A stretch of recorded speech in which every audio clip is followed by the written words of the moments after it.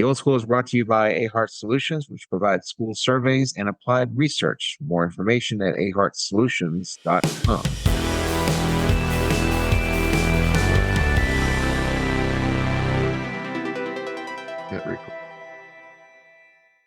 And good morning. Welcome to the Old School Podcast, a podcast about the American education system, its quirks, its qualities, its traits, its foibles, and if we can muster some solutions, we can also work in that as well.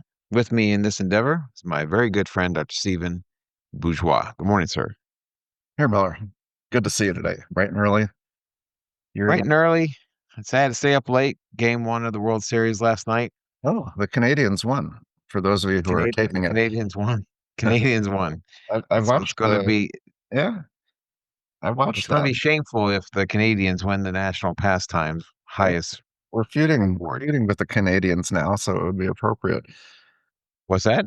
We're feuding with the Canadians right now over tariffs and Are we?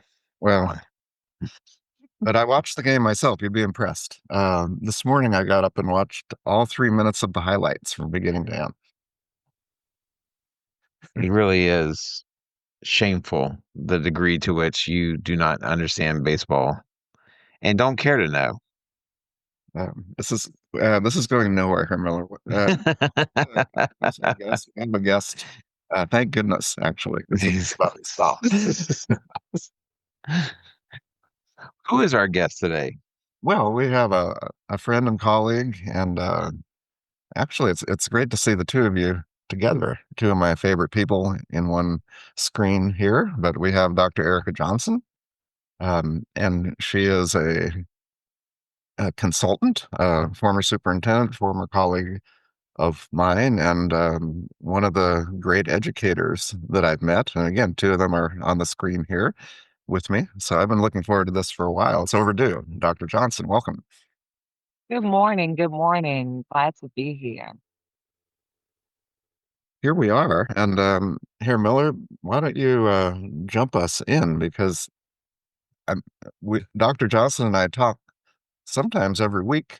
But it's hard to start in a more formal setting. It's a little bit odd in a way, you know?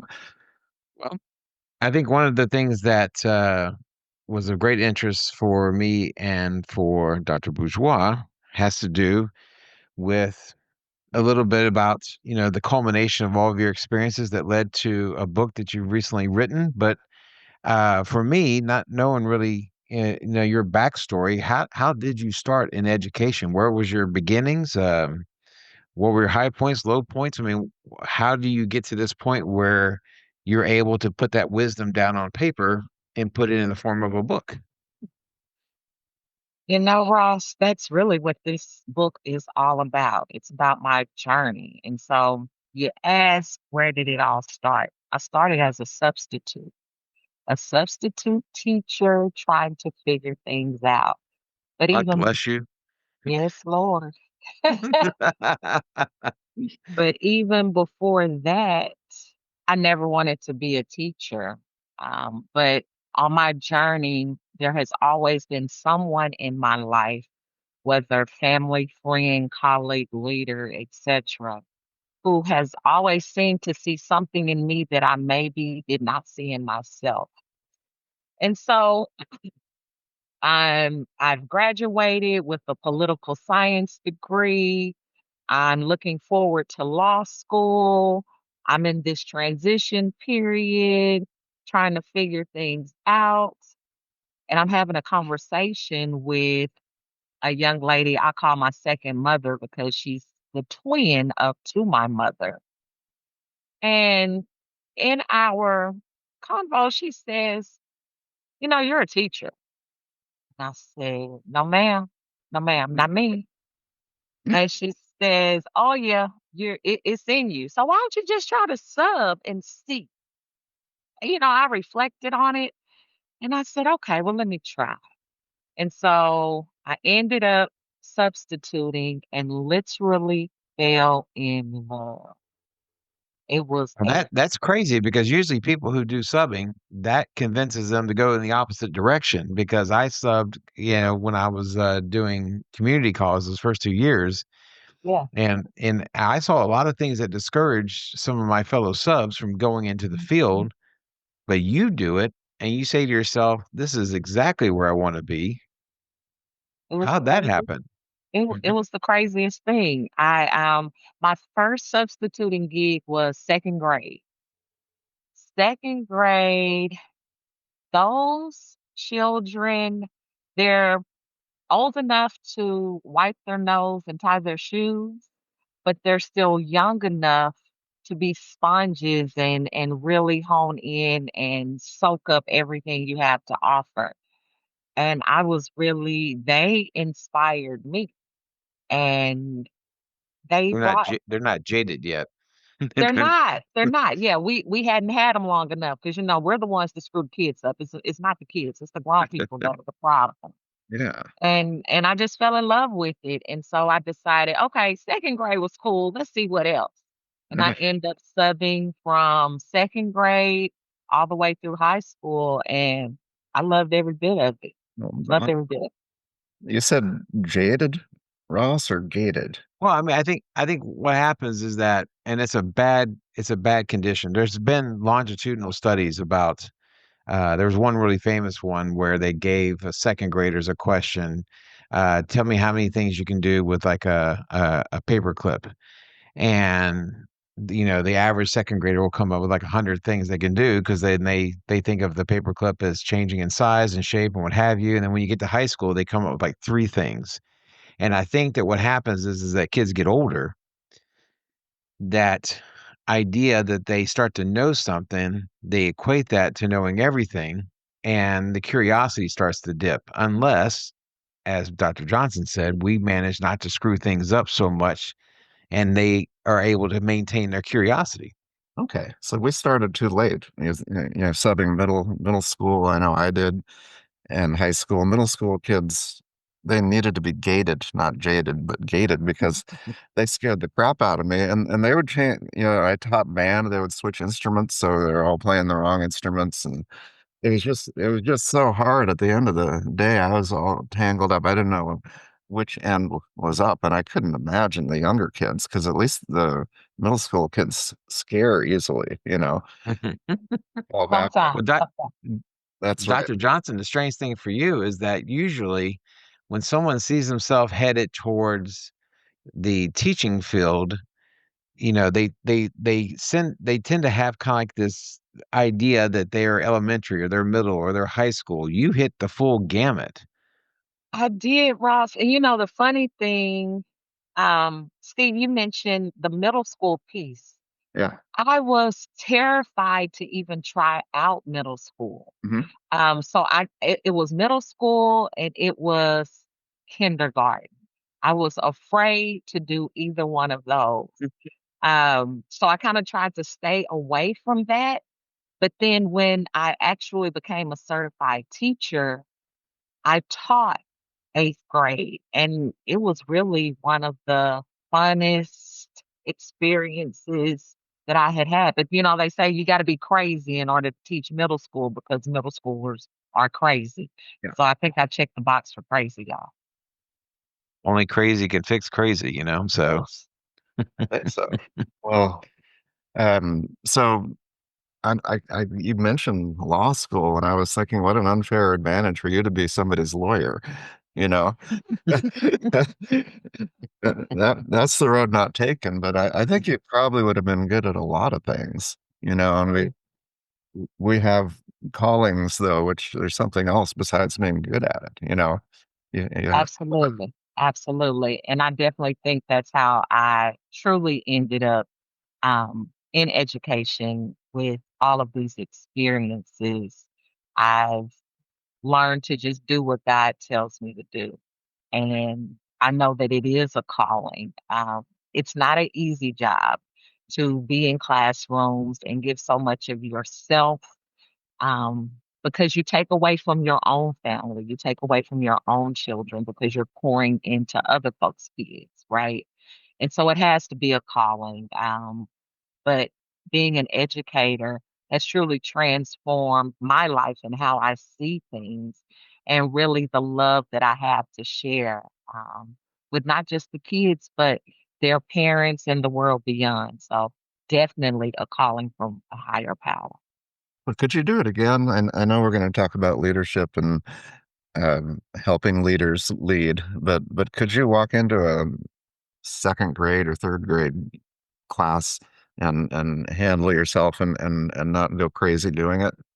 Listen, that is so funny that you asked that. And so I always try to test myself out. So even as a superintendent and a regional director, I would go in classrooms and just ask the teacher if I could just teach a little bit. And so yeah, I think I still got it, Steve. I think I still got it. And guess what else I can do? I can still sit on the floor crisscross applesauce. I got it. That's not even in the realm of possibility for me. I won't speak for us. I'm just thinking about how many things I would pull or damage doing that. So Wow. I'm telling you. Now it's not as easy as it used to be, but I can still do it.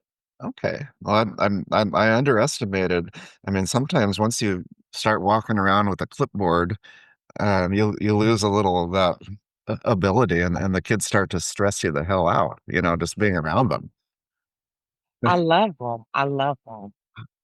it's interesting. We've all met, I'm sure you have as well. A lot of teachers that segue into a kind of a bigger capacity. And people do it for different reasons. And uh, you know, one of the things it usually either has to do with a singular experience or just a singular revelation that says, "Hey, I could perhaps affect more change if I go in a different direction," as sad as it would be to leave the classroom. For you, what was it? Was there a particular moment, or was it just like a culmination of time in the classroom and you start to see we need bigger changes than I can do here at the classroom level? So, Ross, true story, I truly am a planner with Okay. all things except this thing called education. So, again, had no desire to be an educator, a teacher. I thought they were overworked and underpaid. But here I am, right? In education, teaching day to day. And then again, I have someone that sees something in me that I didn't see in myself. And so my principal at the time, she comes into my classroom. This is when I was teaching fifth grade. And she says, I need you to be on the instructional leadership team. Now you got to understand, this was just my second year teaching. And I'm thinking, how is this possible? Right. And I fought it, and I told her I wasn't ready for anything like that, and she convinced me that I was, and so that put me into a my first leadership role where I, worked with other teachers and that whole piece and really learning a different side of education. But Imma tell you, um, getting out of the classroom, it can make or break your career. And so I always encourage people to really, pray about it because that move is a move, where you can blossom or where you can have some really lonely, sleepless nights, and it can be a negative for you. Is it just the transition from dealing with kids to dealing more with adults? Is it that the skill set doesn't often overlap between being a good teacher and being a good administrator, or Yeah, I think it's both. Because when you truly get into administration and you are not working with children directly, to your point, you're working with adults. And adults are they're big kids, right? Um, and you expect the behaviors to be a bit different, but oftentimes you'll see adults that display childlike behaviors. And that's difficult for folks to engage with a lot of times. Um, and then, sometimes you're just a great teacher and you're not a great administrator for so many different reasons. And that's okay. right? But I think you have to understand what suits you best and grow and blossom where you're planted, for sure. So I don't know a lot of people who have gone back, meaning you take an Mhm. administrative position, you get 10, $15,000 more, and then suddenly they see the light and say, I'm going back to teaching. You don't Yeah. see that. So there are a lot of people who are maybe not, they don't have the attributes of an administrator, but they stick it out. Maybe then they want to just get to the district office or someplace else, but they stay, you don't see true teachers going back. I actually fired somebody once. Well, I've fired a few people actually, but in one of the firings, it was like a plague of firings one year. Yeah, Um, I've had that experience. but somebody the idea was to bring them back to the classroom as opposed to an instructional leadership role. And I somehow have such a nice way to do that that they end up thanking me, and the person was in tears because they really wanted to go back to teaching, and just to hear it and the clarity of it, yeah, they're so I did them more than a favor, and so I felt good after that one. The others less so. But yeah, and I think you're spot on because, you know, true transparency, I've put some people in leadership roles that when you look back on it, they probably were not ready. And so you don't only fail those kids, but you fail that individual as well. You don't set them up for success.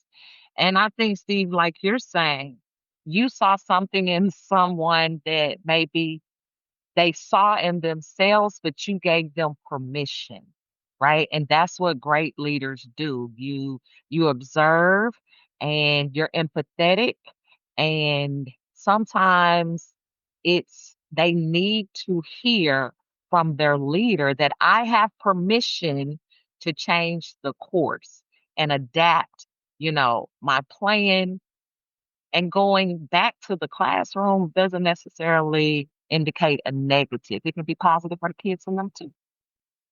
Yeah. Um, I, I I can imagine telling your family after getting a promotion, I'm heading back to the classroom.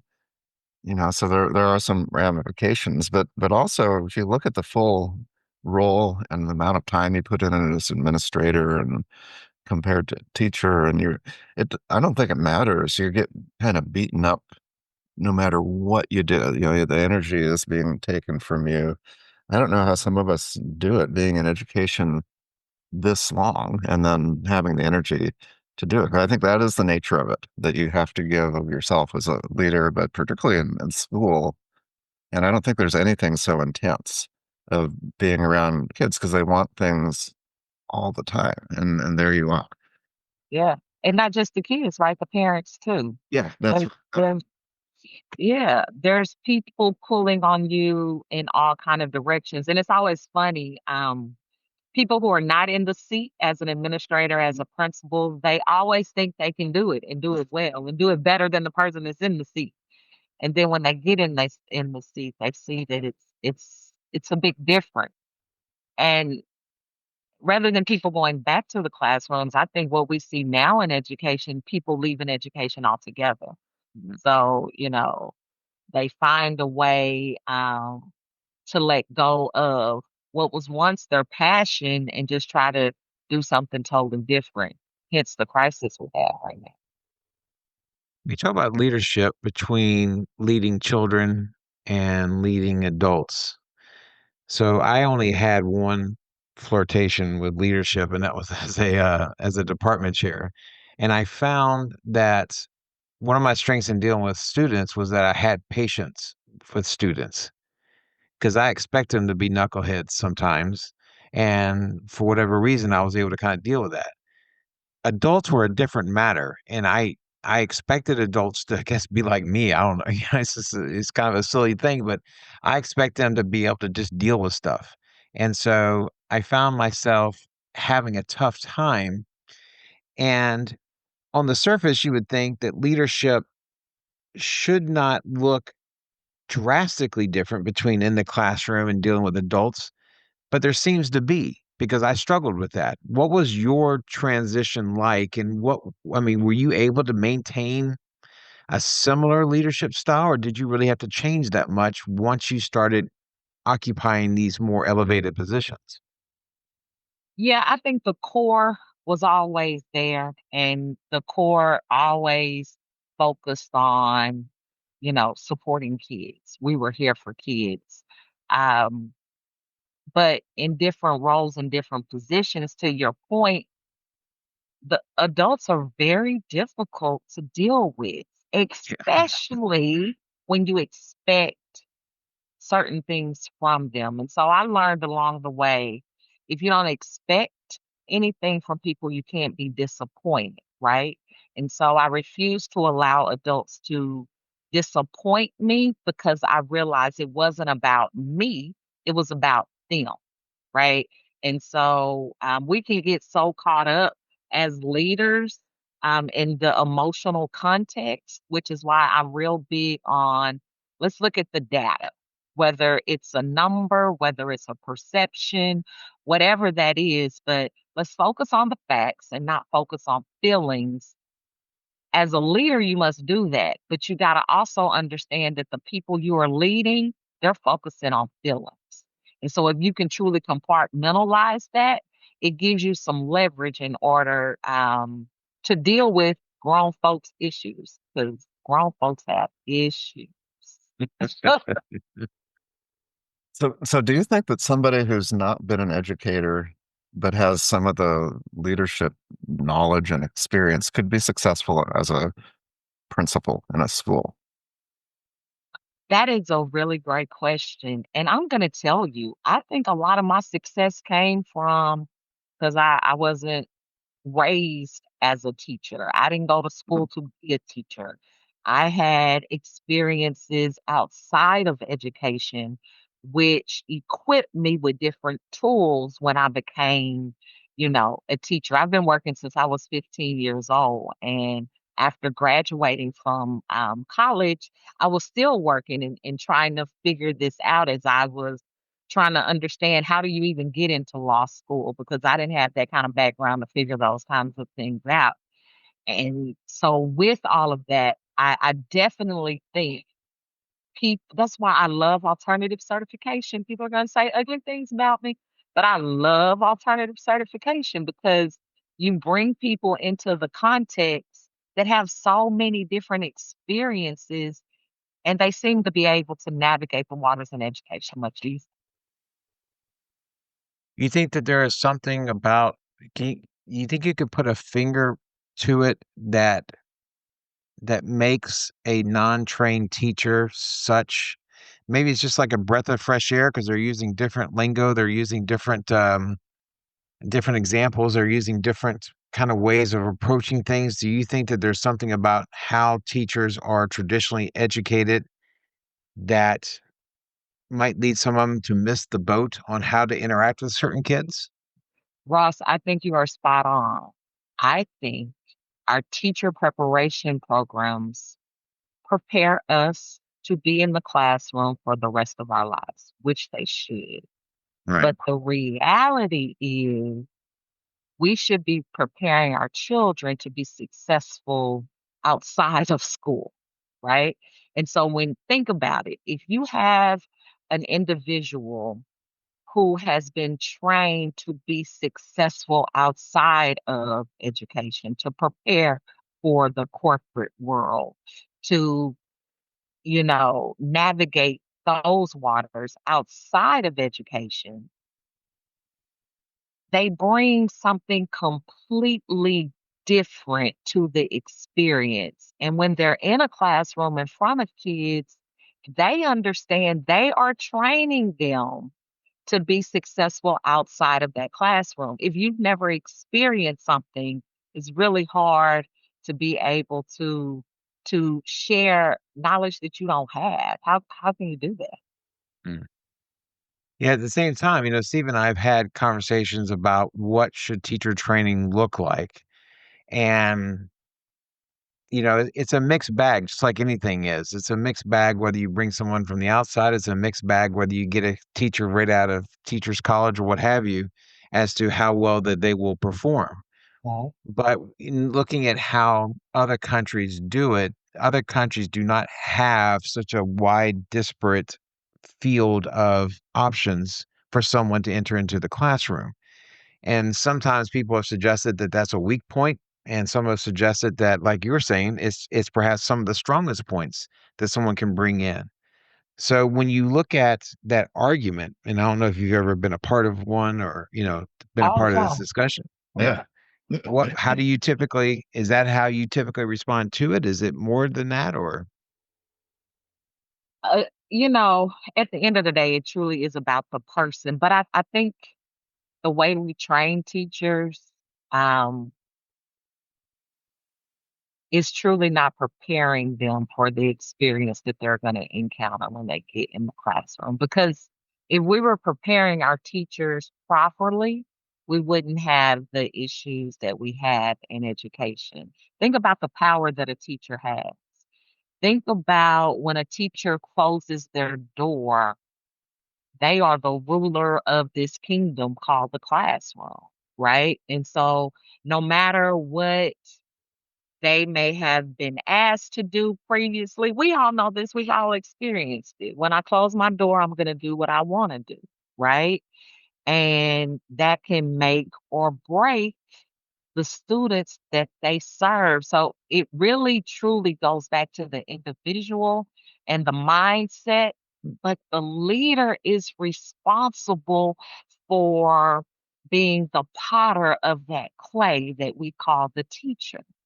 And so the although that teacher has a lot of power, if that leader can use the influence that they have and be impactful, it can be a game changer to every teacher, i.e., every classroom, every So you're both familiar with the observer effect, and I'm thinking about an observer who walks into a classroom at this point.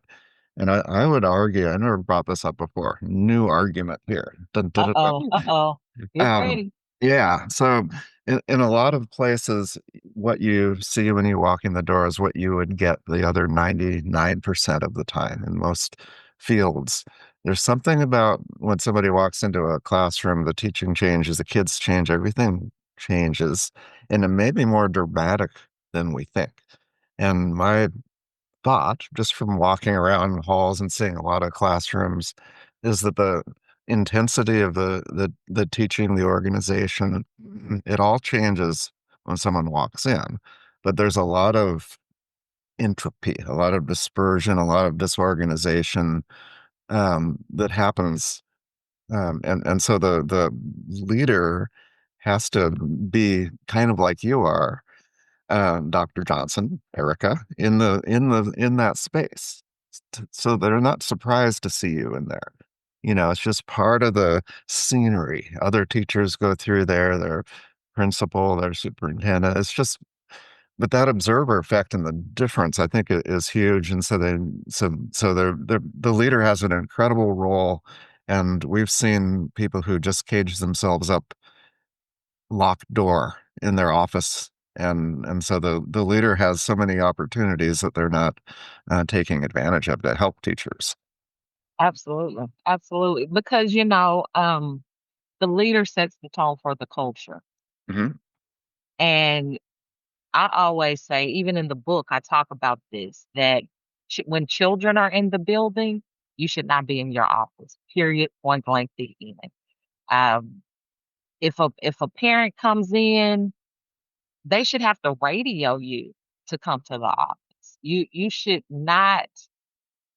That should not be your home. I love these new principals who have these rolling desks, Hmm. right? For up and down the hallways, going in and out of classrooms. Yes. You create a culture Right. where observing instruction becomes the norm, right? And even more than leaders going in the classroom, teachers should be observing each other.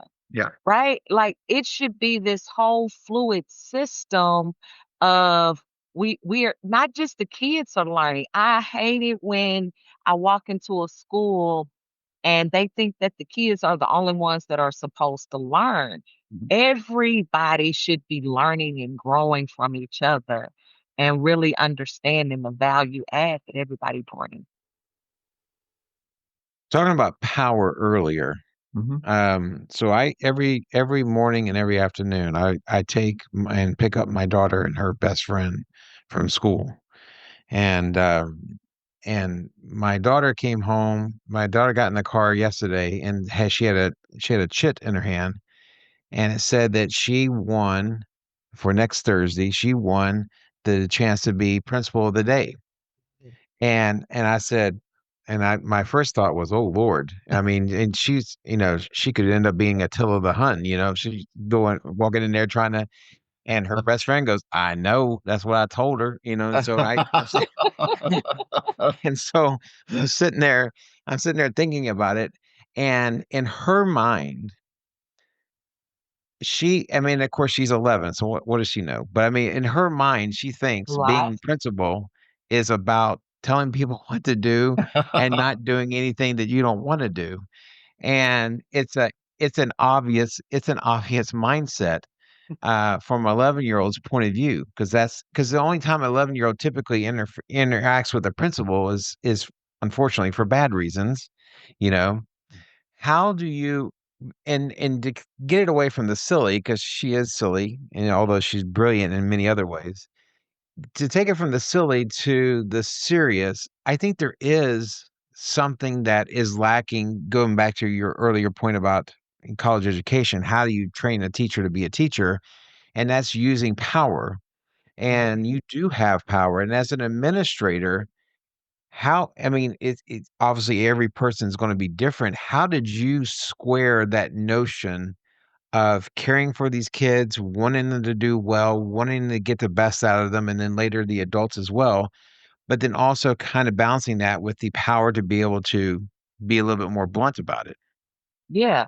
I think you have to recognize the power that you have, and you have Mm. to be strategic in how you use not just your power, but your influence, right? Because when we think about influence instead of power, when you use your influence in a certain way, people truly follow you. If you're just throwing around your power plays, nobody's following you. You can say what you want to say. And again, when I go back to my classroom, I'm going to do what I want to do because I don't trust you and you're the boss. They used to call me boss lady all the time. And I would say, I'm not your boss, right? I would introduce my staff as my boss. I just do what these people tell me to do. So now I'm using my influence to impact their mindset. When now I'm empowering them. I'm sharing my power, right?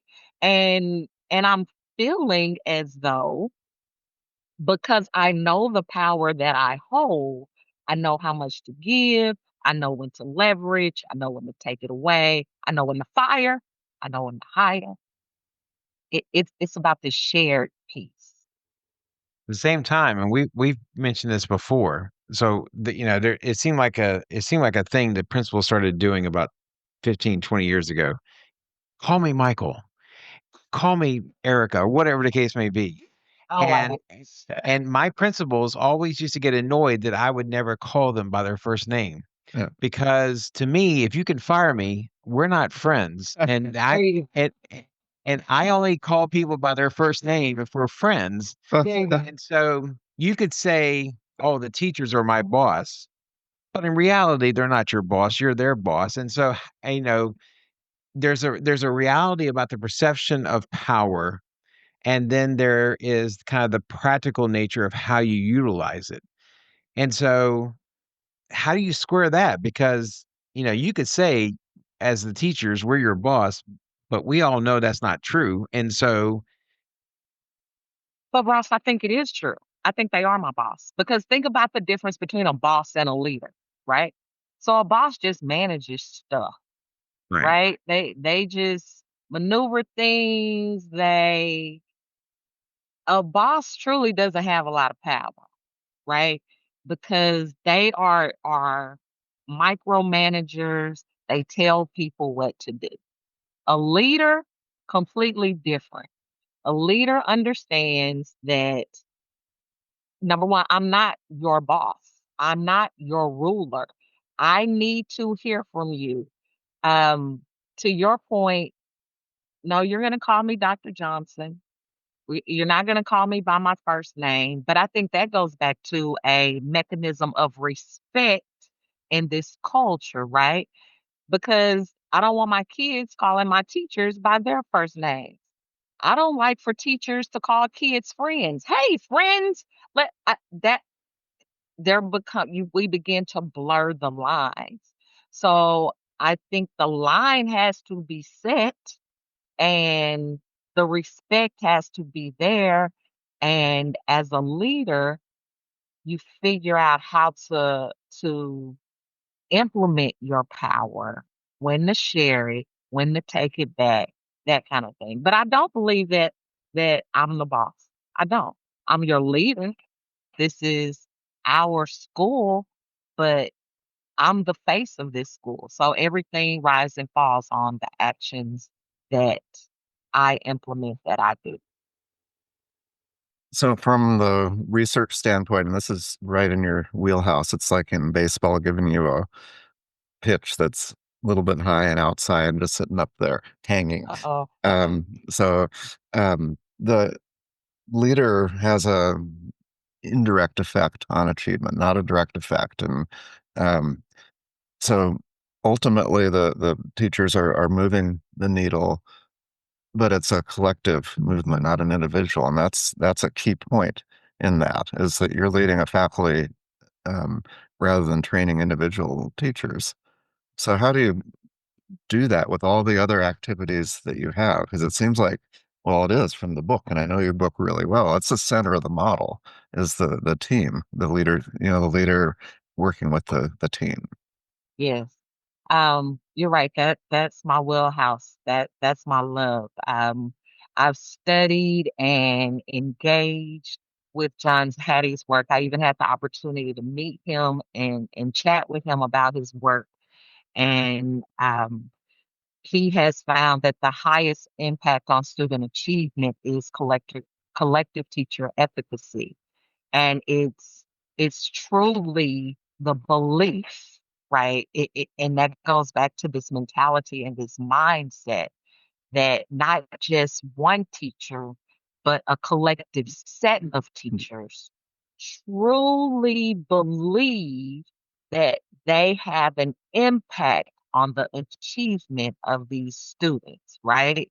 And so, as a leader, we have to understand that we don't have a direct impact, hence the teacher being the boss, right? We don't have a direct impact, but the teachers do. What we have a direct impact on is creating an environment, a culture where teachers observe themselves, each other, where teachers sit down and talk about kids and how we can truly advance them. When teachers look at these data points and really tug on the heartstrings to inspire and transform what's happening in that actual classroom. So yeah, it's all about how do I empower my teachers to truly run this school. Mm. As a principal, I got to a point where I mean, they would tell me, please don't come out here for duty. We have this. My teachers ran the school. It was easy for me to walk up and down the hallway just because it was running like a machine. I didn't have to do a lot of other things. So there's another part, I'm sorry, Ross, in your system that I think is unique, and you don't see it that many places. The idea of collective teacher efficacy, that you've really broadened the teacher to grown-ups, adults in a building. And I don't think anybody has that as kind of a pillar that you're talking about everybody in that building who's an adult. Everyone. So my we miss the ball a lot of times when we have our PLCs, our opportunities for collaboration, because we just hone in on the teachers who are teaching content. A lot of times we don't bring in those special teachers. Our physical education teacher, they should be a part of those conversations. Our music department, they should be a part of those conversations. Our custodial staff was a part of our conversations. Our cafeteria staff was a part of those conversations. So when just imagine me working in the cafeteria serving my kids lunch. I know when Steve comes through my line how he did on his test score on his test last week. I know his score, right? And so now when I'm serving his potatoes, I can say, "Now, Steve, I need you to do better next time," or "You were amazing. I'm so proud of you." And so now it truly is this collective agreement that we as the professionals in the building have agreed to advance our students no matter what. And nobody can do it alone. You have to come together as a whole unit, and that has to be part of the culture. Mhm. I like the idea of having teachers observe teachers. That last port of call I hit before I retired, I was there for 10 years, and my first few days, first few weeks, I think, after I started, I asked my students who were the best teachers Mm. in the building, and they intuitively understood what I was asking, 'cause well, I remember one kid brought up one teacher's name, and you're like, "Not him. No, everyone loves him because he doesn't do anything," they're just going back and forth, And so what I did is I got a list of, I think it was like 10 teachers that the kids really respected and really thought knew their stuff and did their job well. And I told the kids, I plan on approaching these teachers and I want to sit in on their class. I want to watch them, you know.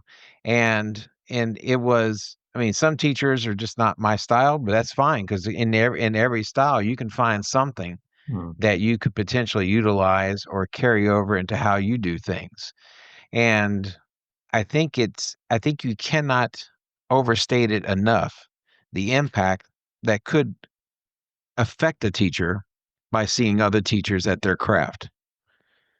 100%. 100%. I learned that as a teacher, and it just kind of happened that way. So I was teaching in the hardest part of Dallas at the time, South Dallas.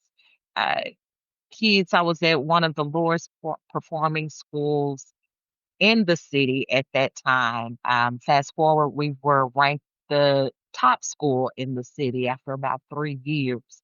But how we got there was, I'll never forget, I'm in my class teaching one day, and my neighbor teacher comes and she says, "Can I come in and bring my class and we just watch your lesson?" And I'm like, "Oh, okay." So now you have kids sitting on the floor, you got kids sitting at the desk, you got kids everywhere. You have a teacher in the background who's monitoring and, just making sure that classroom management is on point, and I'm teaching. And so she then flipped what I was doing and went back and taught her next class that same kind of way. And so it was something that we teachers did there, right? It didn't come down from leadership, but when I saw the success of that, that was one of the tools in my toolkit that I wanted to implement as a principal. And I think it was a game changer, Ross. And I think also our kids, I love the fact that you asked the kids. So who are Mm. the best teachers in the building? I got to a point I was screwing up big time hiring people. They weren't lasting, it wasn't working, and I told my kids I had a formalized meeting with all of my middle schoolers when I was a principal, and I said, "Hey, y'all, I'm messing this up. I'm not getting this right. I hired this teacher, they've left, you've had some bad experiences. I'm doing something wrong. So what I'm going to do is I'm going to ask for your help. So I want you to be on my interview team. I want you to watch this lesson of these potential new hires. And that's what we did. Uh, they figured out who they wanted to be their teacher, and that's who we eventually hired, and it was a game changer. And so, again, going back to use your power as a leader, share some of it. And it shouldn't stop at the teacher level, go all the way down to the kids. I think everyone would kind of naturally assume that people would the kids will gravitate towards the easy teachers and they'll like them, but they won't necessarily respect them. It's just like that conversation I had with that kid introduced the one name and everyone else went, no, not him. It's like, so the kids get it. And, so I've heard some people dismiss the notion that kids crave structure, they crave expertise, they crave, the expert in the expert in the room. But I think that that's true. I think that, they may enjoy an easy teacher Right. as just a break from all the harder classes, Mhm. but they respect the harder teachers. Absolutely. And, my father used to always tell me, everyone wants to be on a winning team. And the only way you can be on a winning team is that that team is structured, right? There is a totally different environment, a totally different culture of a team that is successfully winning compared to a team that's always losing. You got two different cultures, and Mhm, the coach of the team is the one who is truly cultivating this experience. The coach can't win by themselves, mhm, right? But they have to create an environment and a learning structure to provide success there. So kids want structure. They want to be on a winning team, and they know that the person in front of them, if they're going to lead them to success and a win, or if it's going to be a loss. So, Erica, how long does it take you when you walk through the doors of a school to get a feel for what's happening there? About 2 to 3 minutes. Okay, talk us through because sometimes you'll spend a day as a consultant now, sometimes a half hour, an hour, but you're in this space and you have unique perception to appreciate that. But what do you look for?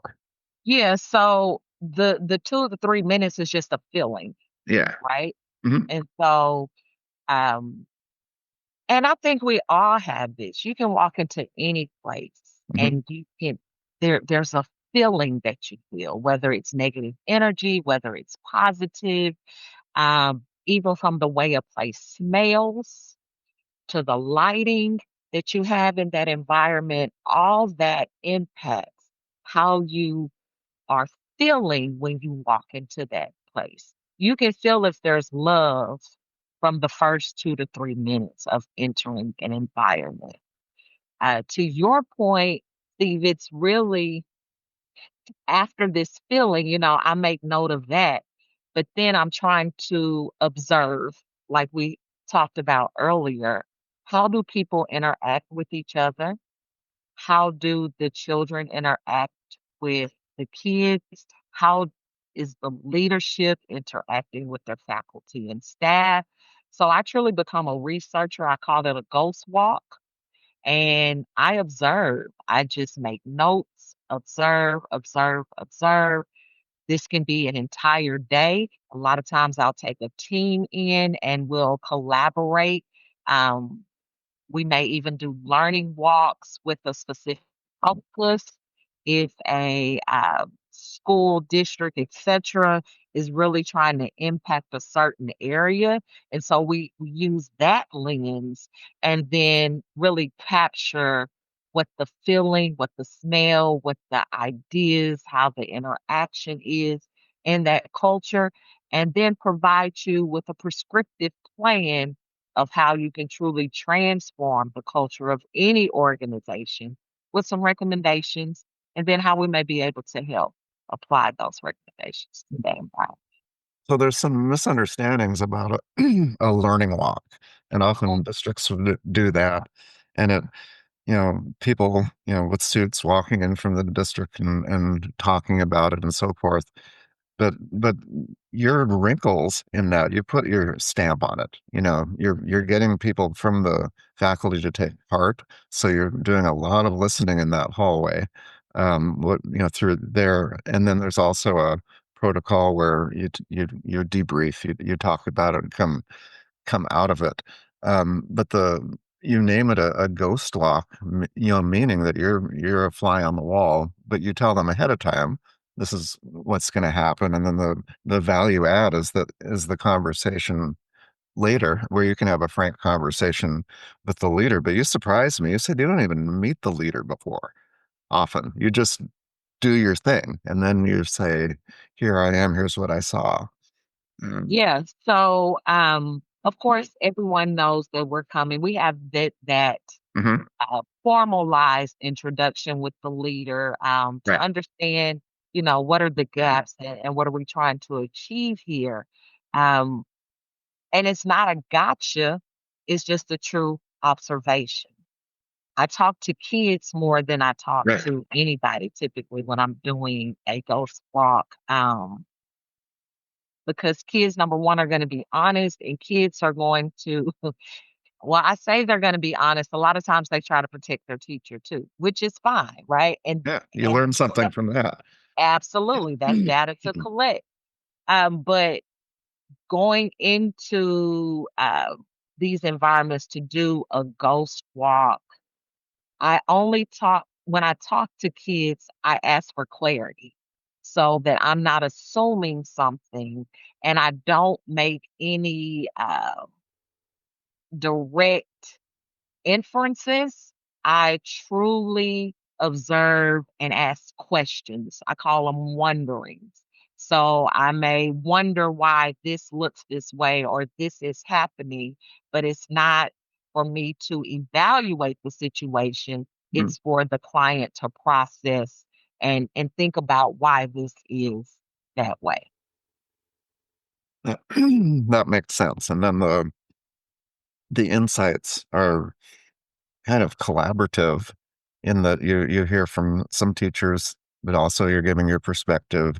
And it's the surprises, that they're gonna learn. And then but then also you take it further often with clients. So it's not just descriptive, and it's not just here's the prescription, but then the point of intervention is either the leader or the faculty. Yes, absolutely. So, and again, John Maxwell says it well, everything rises and falls on leadership. Hmm. And so I make sure, that that is part of that conversation. Um, that what we see here is truly because of the leadership. And so if we're going to transform this organization, first we have to take responsibility as the leader, whether this is your first day on the job or your 100th day on the job. At the end of the day, you have to accept responsibility for the climate and the culture of this particular organization. Otherwise, we can't even move forward. But once you accept that, now we say, okay, this is what we see. These are the data points. And then how can we take from where we are to where we truly want to be to impact student success. And sometimes that may mean moving some teachers out. It may mean moving some teachers around. It may mean moving some leaders in different capacities. It becomes how do we improve based off of what is true, not what I think, but what I actually know to be true, no matter how uncomfortable it may be. It seems like it's such a delicate balance of a lot of different things in order for you to get the most out of your visits. You're talking about your kind of gut instinct when you walk into a building. Steve and I have talked about this before because I've come to trust my gut, and I usually have a sense of somebody within the first minute or two that I've met them. Yeah. And sometimes that's good, sometimes it's not good, you know. But just thinking about all the different things that go into appropriately and productively assessing a place, it just seems like just a confluence of skill sets and awarenesses that you have walking into a building to be able to, in your mind, piece together the picture. It's like being confronted with a 1,000-piece jigsaw puzzle, Mm. and then, you know, trying to find the connective pieces first and then trying to fill in the details as you go along. So it's pretty amazing work, and it's amazing to it's fun to hear you talk about it as well. Oh, well, thank you. But that's a lovely way to describe it. It does seem like a jigsaw puzzle that you're trying to put together. But I think what makes me successful in doing that is because I started out as a substitute teacher. Mhm. Right? So I know what that looks like. I know what it feels like. I know how people disengage with substitutes. So I watch for that. I watch to see how a substitute interacts with students. That's a note on my rubric that I use to gauge this environment. And then, you know, all the way up to a superintendent. I know what that looks like. So I know when upper leadership is not making a direct impact on this one school because I know what that pipeline looks like. And then again, I don't know everything, but I have an awesome team who I bring in that fill the gaps that I don't know. And I think that's how we put the pieces of the puzzle together. So Dr. Johnson and I do some work together, and we've had quite a few clients. And a lot of the background context, you know, can be survey research stuff that we collect on the front end, and then we can measure change over time. I think that's crucial that you have metrics, and that you don't try to change everything. You're picking certain things, measure them, and then it's informed by data. It's not driven by every item, but you're picking things that you can move the needle. And I should tell one story about the one time when I got a prediction wrong, and Ah, I've been pretty the good at. one time. Yeah, this is early in our. Are you gonna bring this up again? Well, no, this is working with Dr. Johnson when we were working for the same organization. Ah, And okay. I was getting a reputation of being to predict a school's test scores, and I was at about 90% accuracy for each kid because I combined a formative assessment. I looked at past tests. I had a secret sauce going, and so grouping them in these passing categories, not just passing the test, but getting the master's level, everything. Very smooth, very clean model. I was very confident. And then, you know, one school came along that always outperformed the prediction. So there's the prediction and then outperforming on the actual test by quite a bit, you know, 20 points, something that was I call it an outlier. I couldn't really understand it. And so I think that spurred a lot of our conversations early. And we were both looking at each other. What are you getting at? What are you getting at? What are you doing? How's this working? And we became really great friends through those conversations. But it happened. I mean, you remember those conversations. I do. I do. And Ross, I'm gonna tell you, it wasn't just one time. No, no, no. It was every year. I grew to expect it. Uh, Absolute. But I think what listen, if children have failed test after test after test, you're gonna predict them to fail, right? Like it's just in the numbers. It just makes sense. But we weren't standing on that. So, and I would tell Steve all the time, you know, although we're predicted to fail, we're not going to fail because it became a belief system amongst the teachers and the staff in my building. As the leader, I empowered them and helped to facilitate the transformation of their mindset to truly believe that they were the secret sauce.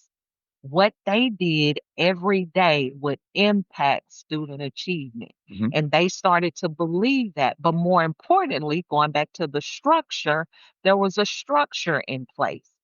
Every Monday, we would introduce a new instructional strategy. The expectation was this instructional strategy would be incorporated into your classroom, and I'm coming to see. I'm coming to learn. Hence, learning walks that we would do not to be judgmental, but to learn from each other and to learn if the professional development that we were rolling out was effective and if it was impacting student achievement. We would go over data every single week, right? It was the system in place and the belief that we could truly transform our school, even though everybody else thought that we were going to fail. And I let my students and my faculty know they think we're a failure, but we're going to prove them wrong. And that's what we were able to do in Well, 1 year. you did, and uh, going back to John Hattie, who said that collective teacher efficacy was the number one influence on achievement by far. The number two influence is what you were just talking about. It's self prediction of achievement, anticipated achievement, and I'm talking about by the student, and that's off the charts as well. And so that culture, through the teachers, it transforms to now suddenly these kids expect that they're going to do well, and that's a unbeatable combination. But those are the two. That's one and two, and I Yep, think yep. that's central to our model as well. Right. Because, Steve, our kindergartners track their own data. Our kindergartners would tell you how they were going to do on the next whatever kind of assessment that they were going to have.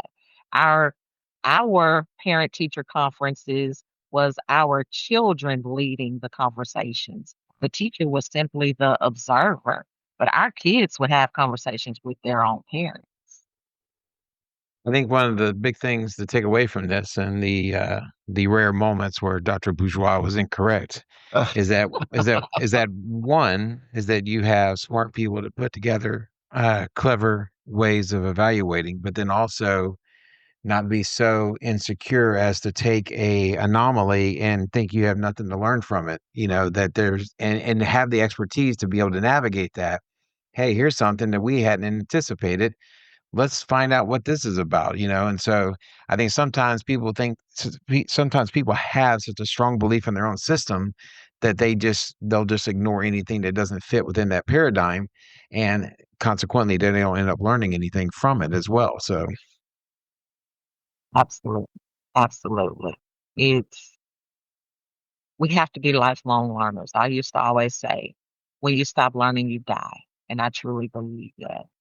I can learn a lot from a kid. They bring a lot to the table. They know a lot more than we give them credit for. yeah. And we have to get to a point where we're okay with thinking outside of the box and we're okay to being open to all input from all people, all stakeholders. That's the game changer. Let me read the title of the book, From Sub to Soup: The Journey of a Transformational Leader, the Turnaround Blueprint. And we'll put that link to Amazon and in the description. And here, Miller, I'm almost doing the outro. Is that what you call it? yeah, go for it. No, no, no. You're so much better at this. You have a radio voice. Well, the one thing that we thought about leading up to this episode is that we can't believe we have not had Dr. Johnson on Yes. before, I and now blame that we've had her myself. on, Yeah, we can't believe the episode's over. So really.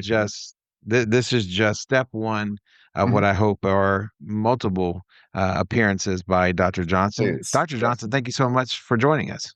Absolutely. Thank you for having me. It's been great. It was a pleasure. And now back to the World Series. Okay, Herr Miller. Okay. Good luck to everybody. I should say, adieu, Herr Dr. Bourgeois. Auf Wiedersehen, Herr Miller.